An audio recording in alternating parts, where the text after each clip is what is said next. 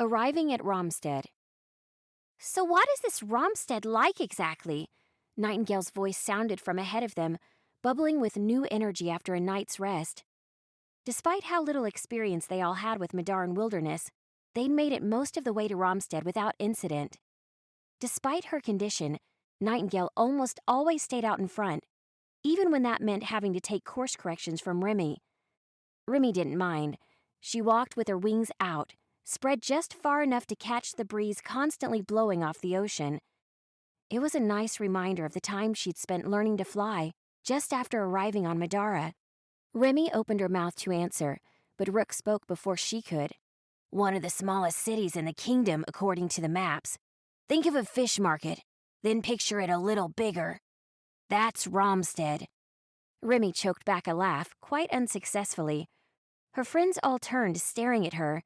I think your information might be a little out of date, Rook. Remi glanced once at the trail ahead of them, searching for trail markers. She couldn't see any, but she could hear the sound of distant waves, a sure sign they were close. Rhamsted hasn't been like that since I got to Middara. She swung her arms and wings at the same time exaggeratedly. It's so alive. Ships are always coming in, so there's always somebody new to talk to. Way more chaotic than Alinea, but that just means there's more to do. Oh, Rick shrugged. Well, you know, your family lives there, right? Yeah. Remi turned away from her friends, speeding up a little. I spent my first year on Middara here before going off to the Institute. When I arrived to Middara, I barely missed the deadline for the new year and got time to explore the place before being shipped off. I haven't been keeping in touch with my dad as much as I probably should, but I'm sure he'll be happy to see me. As they reached the edge of a sloping cliffside, the city came into view. Rhamsted occupied a massive deposit of pale granite jutting out over the ocean for a length of several miles. The city had been carved straight from the rock, thousands of little buildings all vying for space overlooking the sea. The city was so thick with structures that Remi could hardly even see the ocean. Wide pavilions of garish cloth covered switchback walkways between successive levels, all the way down to the docks. Rhamsted wasn't walled and gated like Alinea, so they encountered no guardhouses or inspections as they neared. Instead, they found themselves swallowed by sprawling slums of old wooden homes set back from the wealthier stone districts. Nor were the merchants and peddlers restricted to a market district as they were in Alinea. No sooner had they made their way inside than they were accosted with the shouts of peddlers and street performers. Remi found herself smiling as they walked past the street vendors hawking fresh fish, pearls, and exotic wares from Midara's distant shores. Whoa, it's like Pike Place. Nightingale beamed, remembering the city she was from on Earth. She watched a man toss a fish towards another merchant and clapped, So cool! Come on, we have a long way to walk still. Remi pulled at her wrist, and Nightingale hesitantly let herself get pulled away from all strange street performers and exotic foods. They were dragging their feet a little by the time they made it to the edge of the highest level of the city and reached the thick stone balcony overlooking the sea. Where's your house? Nightingale glanced down the switchbacks where it appeared the houses grew more modest the further down one looked. Only the finest, largest mansions were up here, where there was both safety from storms and a perfect view. Remi gestured to one side, to a wide boulevard lined by towering mansions. This way. We're almost there. Thank God. Zeke's voice was low and a little annoyed. You think your father keeps cigarettes? I smoked my last one an hour ago. Remi shook her head. I doubt it. I don't think I ever saw anyone smoke, even the staff. Rook chuckled. I think you've got a problem. In a few hours, it'll be your problem, too. Zeke smiled as he said it, but his expression was deadly serious. The street leading to her home was far less crowded than the market had been. What few people they passed were all well-dressed in bright linen and silk instead of rough cloth and armor. Many had sturdy-looking mercenaries escorting them, an even higher mark of privilege than all the fine clothing. Remi stopped at the finest house on the street. This is the place. Her friends gaped, and Remi could hardly blame them. The mansion was built in the Moorish style, though the many arches and fine stone had also been built thick enough to prevent easy entry. Even the path leading to the door was elegant, with a bright geometric mosaic and dozens of exotic plants. You live here? Nightingale asked. Don't take this the wrong way or anything, Remi, but was it wrong of her to feel a little smug to see that look on Princess Nightingale's face? Probably. While the place wasn't as grand as Balthazar's castle, it made the Zhang manor that Zeke and Nightingale had been living in look like a one-bedroom apartment. I know I'm not royalty or anything. Remi started walking again, squaring her shoulders for an uncomfortable reunion. But my father's an important merchant. He must be a skilled capitalist if you live like this, Rook said. You've got me all worried about what you'll think when you see my tiny farm. Though I guess it was a great idea coming here regardless. We'll get night cured in no time. Yeah. Remi stopped in front of the massive oak door. She reached for the handle. You sure your father will be okay with all of us staying here? Nightingale asked. We could probably find an inn or something for the night. Come back in the morning?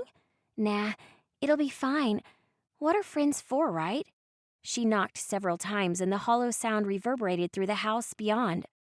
Footsteps sounded on the other side and several heavy bolts rattled as they were unlocked. The door slid open, revealing a tall, thin woman in the red and black Moretti colors. Hello, Mia. Long time no see. Remi? A skeptical expression turned to a grin and she bowed. Your father will be delighted to hear you're back. Mia didn't fit the bill as a steward. Instead of a face lined with wrinkles or hands covered with the calluses from hard work, she was tall and beautiful, with a short, tight dress that had pieces of cloth that fell in an elegant pattern down to her boots. Remi's shoulders relaxed, her wings slipping into a more comfortable folded position behind her. Maybe this wasn't going to be as hard as she thought. I was hoping to speak with him right away. Is he home? Mia reached up, scratching idly at the precise bun she was wearing. Aye, he's in a meeting now. I'm sure he would be happy to interrupt it and visit with you, though. That would be wonderful. Mia opened the door the rest of the way and led them inside.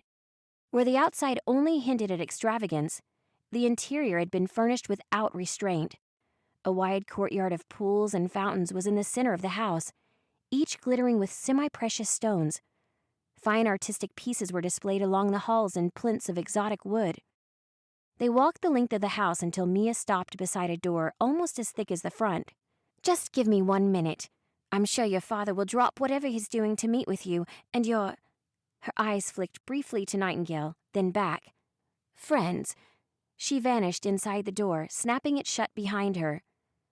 Does your father's servants all dress so... Zeke shrugged. Inviting? Inviting? Remi cocked an eyebrow. I've never noticed, but yeah, the girls all have the same outfit, and she's not a servant, more of a steward, really. Never noticed? Wow. Okay. Zeke patted at his pockets and then dropped his arms. I really need a smoke. Not in here, you don't, Remi snapped. Zeke sighed and the door opened again. Mia stepped out, followed by a pair of men so large they scarcely fit out the door. Remi didn't know them by name, but she could easily recognize her father's mercenaries for what they were. She looked back, trying to be reassuring as her friends stared. Remi felt relieved as the mercenaries hurried away down the hall, taking their armor and enchanted-looking weapons with them. Go on in, Mia nodded respectfully to the open door. He's waiting. Thank you, Mia. Remi strode past the steward into her father's open study, followed closely by her friends. Compared to the huge windows and flowing light in the rest of the house, her father's study was gloomy. She had to pause for a second to let her eyes adjust. The fire crackled against one wall, though metal shutters covered much of it and only let through a few flickers of the light. Soft carpet muffled their steps, leading the way to a ring of comfortable-looking leather sofas. Her father was waiting in an armchair, arms folded. Annoyance turned to joy as he looked up and met her eyes. Remi, I had no idea you'd returned. It was easy to see why there were so many bad rumors about Malik Moretti. Even sitting down, he looked imposing, a solid figure with wickedly curved purple horns and serrated spikes poking out from his armored shoulders. His eyes were the hardest part to get used to, red and always faintly glowing. Remi wasn't intimidated anymore, and she let only her excitement show. Just got back. I came straight home. Her father released her after another few moments, only then noticing she wasn't alone. You brought friends. From the Institute, I assume. She nodded. We took the mass together. I never could have passed it without their help. Then on behalf of the Moretti family, you have my gratitude, he said, though he was no longer looking at her. Malik seemed to be staring at Zeke and Nightingale. Please, sit down. I'll have Mia bring refreshments and we can talk. A few minutes later, and they were all sitting and enjoying glasses of chilled juice. So you graduated then. 2 years of hard work has paid off at last. Remi nodded. A few nights ago. That's fantastic. Malik touched her on the shoulder, grinning. I'm sorry I couldn't attend the ceremony in Alinea myself. He looked sidelong at Nightingale, quick enough that Remi almost missed it. I'll have to find you an appropriate gift to commemorate the occasion. I'm grateful, but... She took a deep breath. What I really need is information. See, my friend Nightingale here got into some trouble, and we're looking for information about Theodosian magic. If you could direct us to someone who can use the magic, that'd be great. But even if all you had were a book or an acquaintance who could tell us about it, that would be helpful too. Malik's expression darkened as he stared openly at Nightingale. Princess Nightingale Arson? Nightingale seemed confused by Malik's tone. Yes, sir? Did the king send you? He rose suddenly from his chair, stepping between Nightingale and the shelf of ledgers. I assure you, I've obeyed his injunctions in every respect. You'll find a royal inquiry to be an absolute waste of our time. Remi cleared her throat loudly, rising too. Nightingale's my friend. She hasn't come for any sort of inquiry. I'm sure she knows as little about what you're talking about as I do. Malik seemed to relax. Is that true, Princess? Nightingale grinned widely. The king doesn't tell me shit, Mr. Moretti. We just came because Remi said you might be able to help. I see. He sat back down, then looked back towards Nightingale with a smile. Not very ladylike, are you? I imagine your father wouldn't be pleased with you using that kind of language. Nightingale just shrugged and took another sip from the juice she'd been given. Then Malik continued with a laugh. Please excuse me then. So you needed help finding information about Theodosian magic, wasn't it? Yeah, Remi said. That won't be too hard, will it? Malik looked thoughtful. I have an informant who might have what you need, but it will take time. A few days at least. That shouldn't be a problem. Remi turned towards the single small window that faced the central courtyard. Unlike many of the others, this one was made of stained glass, protecting the privacy of those inside while still permitting a little light in. We've got enough rooms for my friends, right? Malik thought for a moment and then sighed. I'm sorry, Remi, but that won't be possible. He looked past her again, directly at Nightingale. You've been here too long already. If news that any princess of Alinea slept under my roof ever reached Balthazar, it would be trouble for all of us. Balthazar already despises me more than any of you know, and he would see this as a personal affront. He turned the other way, towards where Zeke slouched in another of the comfortable armchairs.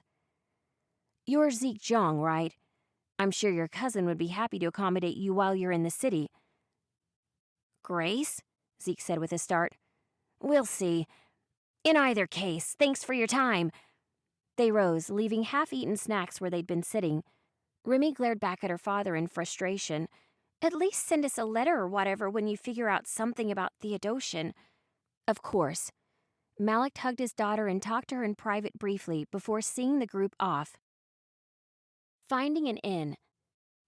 Your father looks like a supervillain, Zeke said as they walked back down through the streets of Rhamsted. I mean, I'm not saying he is a villain. I'm just saying that the advancement dealt him a perfect hand. I got my wings and innocent looks from my mom, Remi said, flapping her wings in Zeke's face playfully. Zeke batted at them, but it was no good. I really, really need a smoke. Let's just find somewhere to go quickly. Sorry we couldn't stay at my place, Remi muttered sheepishly. Nightingale patted her on the back. It's no big deal. Your father has a nice place, but we'd probably have been cooped up in there till he got the information we needed anyway. Maybe this way we can spend a few days enjoying the city first. They had to ask for directions to Grace's manor every few streets, but it didn't matter really. Nightingale enjoyed talking to so many different people. The advancement didn't always cause noticeable changes to those brought to Middara, but it was fascinating to see the different ways people changed when it did. She spoke to a man with skin like a chameleon, a girl with dragonfly wings, and saw others who were even stranger. After a few blocks, Nightingale stopped. Noticing Zeke had fallen out of step with them, she hurried over, watching as he exchanged a few coins for a few fresh packs of cigarettes. He grinned as he pulled one out of the pack, stuffing the rest away. "Sorry, I was already getting a headache." "Think you should give him up?" Nightingale mused. He shrugged as he lit it. "Nah." Nightingale sniffed at the burning tobacco in the air and grimaced. "I wish you smoked something that smelled good at least." Zeke just shrugged again. "I actually like the smell. Hey, Zeke, your cousin Grace, is she cool?" "I'm under the impression she runs the town as the appointed Duchess," Remi said. He drew a long drag from the cigarette, sighing with relief. "She was supposedly present when I first came to Middara. Honestly, I don't remember seeing her. I have heard that she's supposed to be a lot like her father Yoon, but I guess she had some sort of beef with Balthazar or Kezia or someone. I don't really know the specifics. She was assigned here before I came to Middara, so I got to skip the drama." Nightingale hurried forward a few steps, catching up with Rook and Remi and stopping them on the sidewalk with a held-up hand. It was already getting late, and the setting sun was turning the ocean to shimmering orange color behind them. The activity in the streets wasn't nearly what it had been when they first arrived. "Listen, guys, I don't think we should stay with Zeke's cousin," Nightingale grinned. "Why not?" Rook asked, keeping a watchful eye on the crowd around them. "Grace is Rhamsted's Duchess. If we stay there, then two things are going to happen.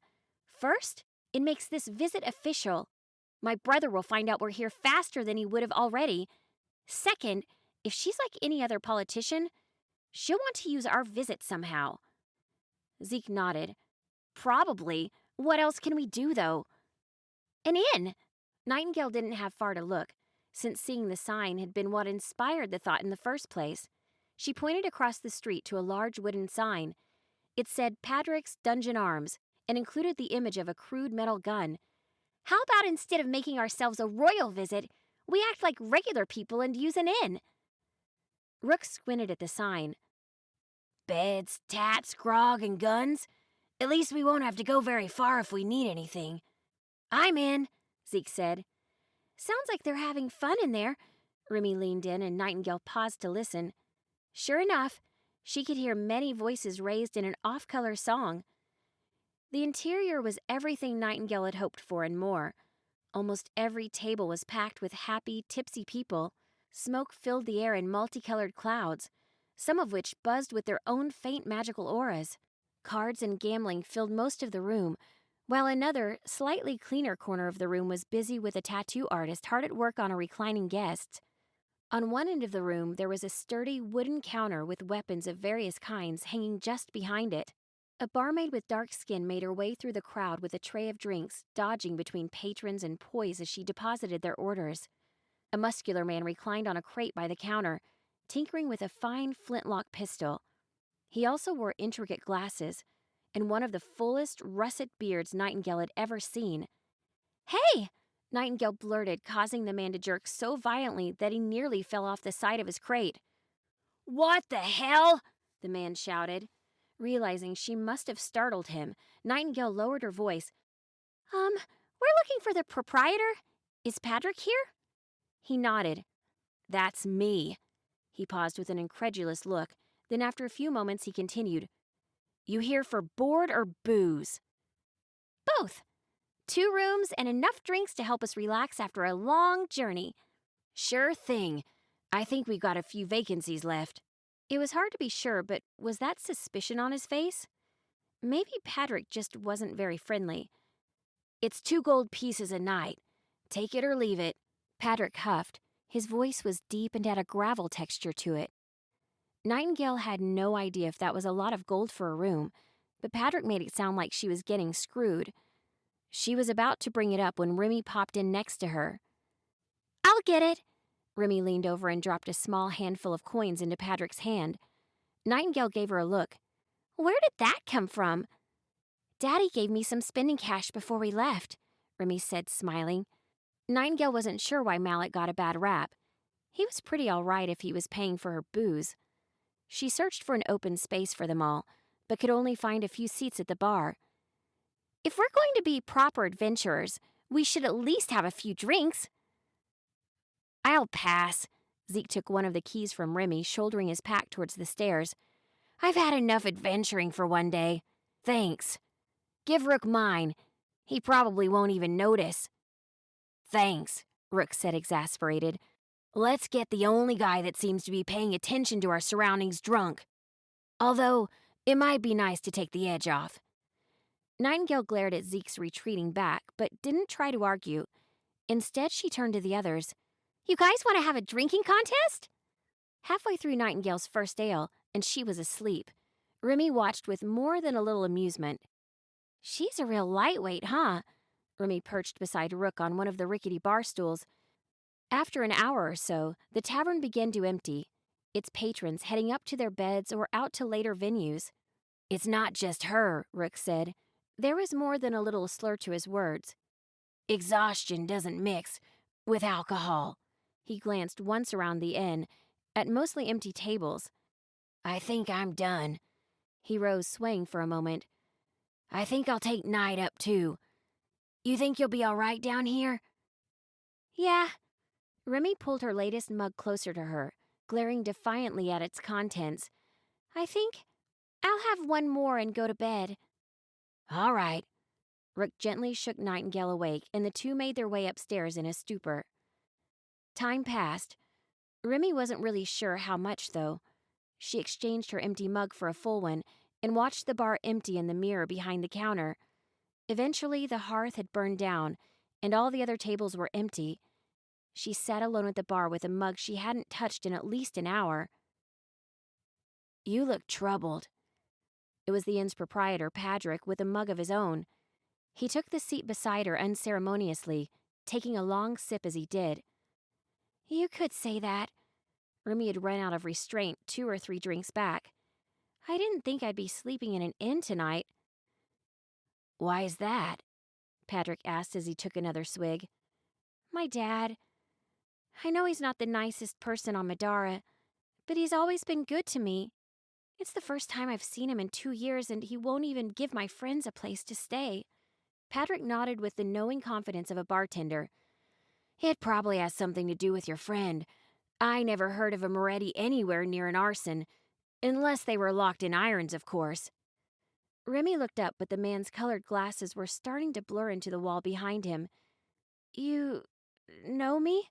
She shifted uneasily in her seat.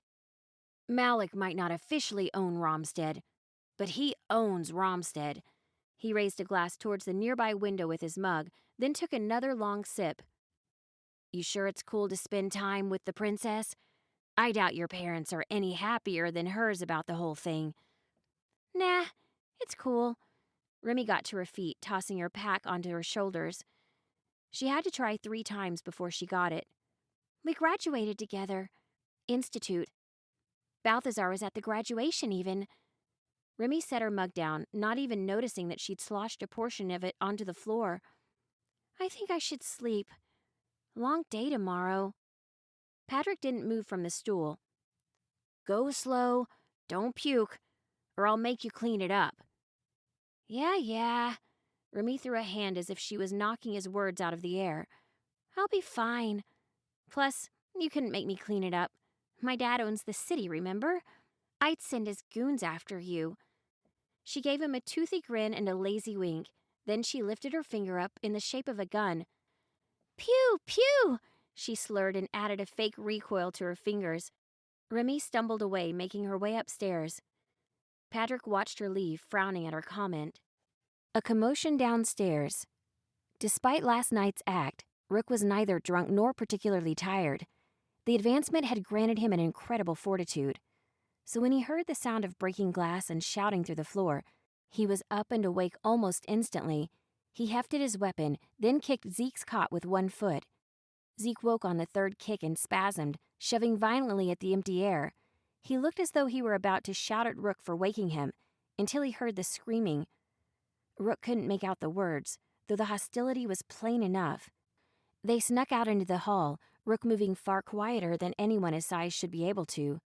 Nightingale was already waiting there, crouching by the stairs with a weapon in her hand.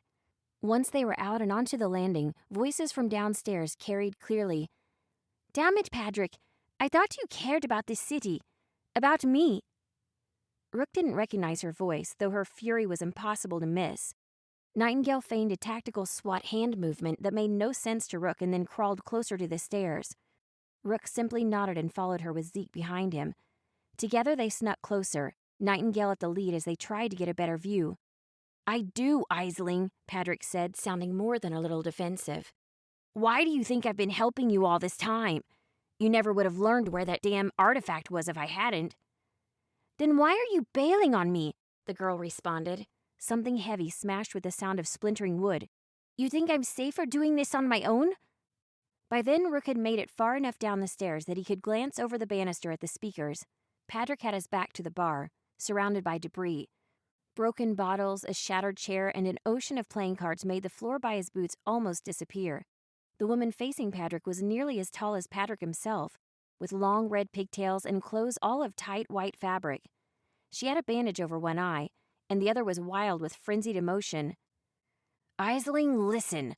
Patrick had his hands in front of him defensively and wasn't reaching for a weapon. "There's a better way. But if we resort to the same techniques..." A board squeaked under Nightingale's feet, and she swore under her breath. Aisling's head snapped around at the sound. "Who the hell are you?" She sounded even angrier than she had been a moment earlier. "You know what? I don't care." She kicked the nearest table leg so sharply that it splintered, sending the whole thing crashing down in front of her. "Forget it, Patrick. You've obviously got your hands full with the inn or whatever. If you ever grow a goddamn backbone, you know where to find me." "Aisling, wait," Patrick called after her. She ignored him, vanishing out the door and into the early morning light. They made their way down onto the ground floor, a mixture of shame and curiosity on their faces. Instead of screaming at them, Patrick got a broom from behind the counter and started sweeping up broken glass. "Hey, so you guys hear all that?" "Yeah," Nightingale said, now fully awake. "Pretty much." Patrick leaned back on the counter, sighing deeply. Look, you guys keep your mouths shut and you can stay tomorrow for free." "Keep our mouths shut about what?" Remi's voice came from the stairs, sounding strained. She stumbled out, hands rubbing gently at her temples. She didn't exactly wait for an answer. "Anybody got an aspirin?" "I've got black coffee." Patrick ran one hand through his beard, glancing behind the counter and into the kitchen. "Well, I had black coffee. I could put another pot on, though. Just let me get this mess cleaned up before anyone else wakes up." Nightingale reached out, touching Patrick's arm. "Hey, Patrick, it's a deal. We won't tell anyone." "Good." He relaxed visibly, picking up the broom again. "Thanks." After a few moments, Zeke approached, waving a piece of paper in the air. "No way," he said with a dumbfounded look. "Check this out, guys." The piece of paper in his hand contained a picture of a grotesque-looking animate. Nightingale snatched it out of his hand and held it up. "Ha! We've seen this guy before. Actually fought him. Hey, is this a reward poster? Does this mean we get a reward if we killed him?" Patrick snatched it out of her hand and looked. "You guys killed a warden?" It was strange that Patrick was helping them as much as he was, but his inn offered a wide selection of impressive gear, and there really wasn't any reason not to shop before departing.